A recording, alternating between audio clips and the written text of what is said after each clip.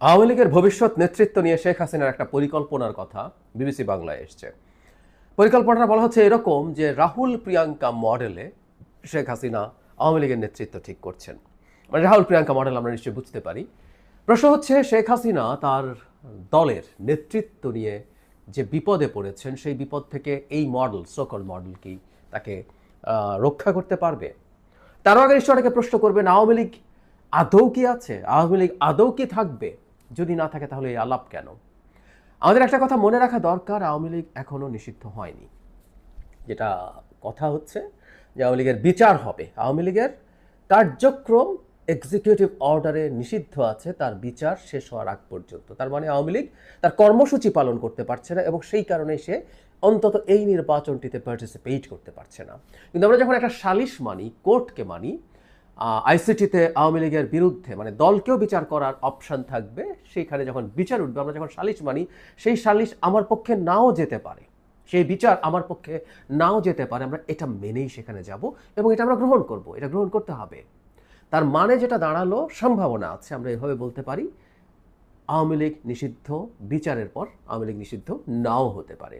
দেখা গেল আমরা প্রমাণ করতে পারলাম না যথেষ্ট তথ্য উপাত্ত দিয়ে যে আওয়ামী লীগ দল হিসাবে মানবতা বিরোধী অপরাধ করেছে, তাহলে তো আওয়ামী লীগ নিষিদ্ধ হবে না, আওয়ামী লীগ থেকেই যাবে।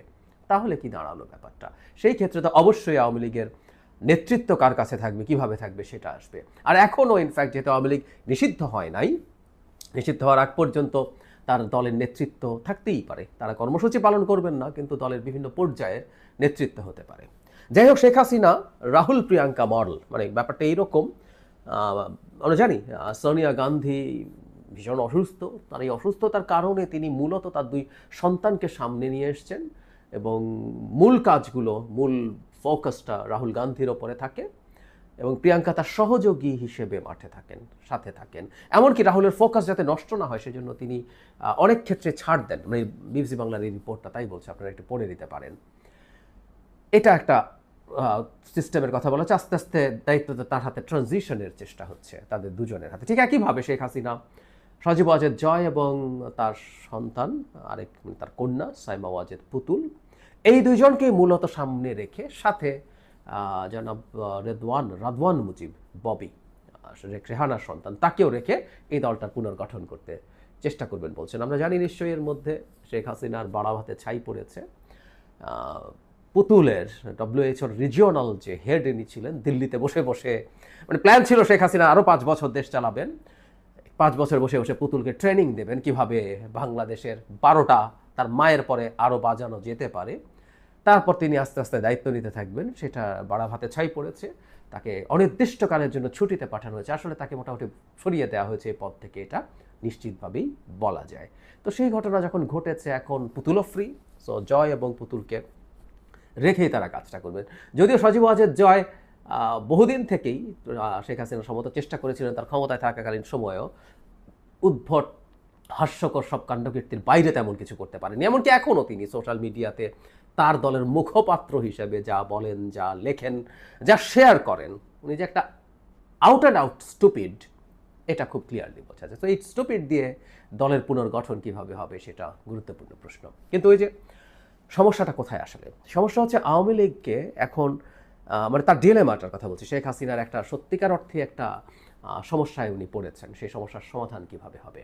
মানে শেখ হাসিনা পরিবারে তার সন্তানরা যদি দায়িত্বে আসেন, সেটা আওয়ামী লীগের নতুন করে, আমরা তাত্ত্বিকভাবে ধরে নিচ্ছি, আওয়ামী লীগ তো এখন নিষিদ্ধ না, ধরে নিচ্ছি যদি নিষিদ্ধ নাও হয়, তাহলে যেটা দাঁড়াবে সেটা হচ্ছে শেখ হাসিনার সন্তানরা যদি দায়িত্বে আসেন, জনগণের সাথে কমিউনিকেট করা, তাদের সাথে কানেক্ট করার ক্ষেত্রে কিন্তু এটা খুব পজিটিভ কিছু হবে না। কোনো সন্দেহ নেই আওয়ামী লীগের যে পার্সেন্টেজ অফ পিপল আছে, মানে এটা খুবই মর্মান্তিক। আমি প্রায় বলি যে দেশের লোকজন এখনও শেখ হাসিনাকে এই পার্সেন্টেজের লোকজন সমর্থন করে, অ্যারাউন্ড 20%, এটা খুব আশপাশে হবে। সো এটা তারা হয়তো মেনে নেবে, কারণ তাদের এটা দল করে। কিন্তু একটা দলকে গ্রো করার জন্য ইন দ্য ফিউচার আরও বেশি মানুষের সাথে কানেক্ট করতে হবে। সেই জন্য শেখ হাসিনার সন্তানরা কোনোভাবেই মানে পজিটিভ কিছু না।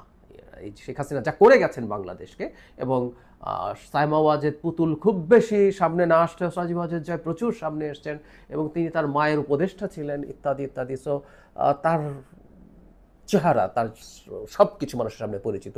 আর সাইমা ওয়াজিদ পুতুল সামনে না আসলেও তার ফেসে হাসিনার ছায়া দেখা যায়। যতদিন এগুলো থাকবে ততদিন আসলে সাধারণ অন্য মানুষ, মানে সেই ভয়ঙ্কর মানুষগুলো যারা এখন আওয়ামী লীগ সমর্থন করে, তার বাইরের মানুষরা আওয়ামী লীগকে গ্রহণ করবে না। একই কথা রাদওয়ান মুজিব ববির ক্ষেত্রে প্রযোজ্য। আবার বিপদ হচ্ছে অন্য কাউকে দায়িত্ব দেয়া। এটা আওয়ামী লীগে আগেও দেখা গেছে।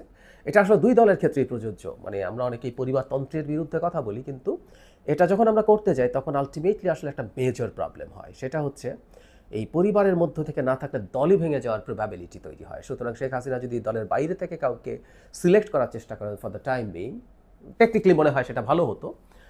ওই যে বলো না, একটা রিফাইন্ড আওয়ামী লীগ, এমন কোনো মানুষকে নিয়ে আসা যে খুব বেশি মানে বিতর্কিত নন, খুব বেশি ভয়াবহ কিছু নন, তুলনামূলকভাবে কম ভয়াবহ। আওয়ামী লীগ করা মানেই ভয়াবহ, কিন্তু তুলনামূলক কম ভয়াবহ এমন একজনকে দিলে মনে হয় যা আপাত দৃষ্টিতে ভালো হতে পারতো। কিন্তু ওই যে বললাম, ঝুঁকি হচ্ছে প্রথমত যে দল ভেঙে যাওয়ার প্রবাবিলিটি থাকে, অনেকেই মানেন না। শেখ হাসিনা এন্ডোর্স করলেও মানবেন কিনা সন্দেহ আছে। কিন্তু তার চেয়েতেও জরুরি কথা যেটা, এভাবে কারো হাতে দল তৈরি করার পরিস্থিতি হলে দল তাদের হাতছাড়া, তার হাতছাড়া হয়ে যায় কিনা, সেটাও একটা গুরুত্বপূর্ণ প্রশ্ন। ইনফ্যাক্ট শেখ হাসিনা মাঝে মাঝে এই কথা বলছেন, অপ্রয়োজনীয় কথা বলছেন, ফালতু কথা বলছেন, এবং এই মুহূর্তে তার কথা বলাটা এই দেশের জনগণকে কতটা ক্ষুব্ধ করে সেটা টু সাম এক্সটেন্ট তার জানা কথা। তারপরে তিনি কথা বলছেন, তিনি আসলে এই দলের হাল ধরে রাখতে চাইছেন, এই দল যে তার হাতে আছে, তার গ্রিপে আছে, তিনি সেটা বোঝাতে চাইছেন। সুতরাং অন্য কাউকে দিলে এই দল তার হাতে থাকবে না, এটাও একটা ঝুঁকির জায়গা। সো এই দুটো ব্যাপার মিলে তিনি আসলে বেশ টানাপোড়েনের মধ্যে আছেন, এটা বলাই বাহুল্য। তিনি কি করবেন না করবেন, এটা এখন একটা গুরুত্বপূর্ণ কনফিউশনের জায়গা। বাংলাদেশে শেখ হাসিনার রাজনীতি, আওয়ামী লীগের রাজনীতি যতই সামনে আসার চেষ্টা করুক, এই দুটো ইস্যুকে সলভ করে আসতে হবে। আর আমি জানি না আসলে শেষ পর্যন্ত আওয়ামী লীগ নিষিদ্ধ হবে কিনা, কিন্তু আমরা একটা কথা প্রায় বলি, বহুদিন থেকে বলছি, কে নেতা থাকবেন, কে নেতৃত্বে আসবেন, সেটা আসলে আমাদের কাছে, যদি আওয়ামী লীগ টিকেও থাকে, আওয়ামী লীগকে মেরে ফেলার মতো, কবরে রেখে দেওয়ার মতো প্রচুর প্রচুর ডেটা আমাদের হাতে আছে।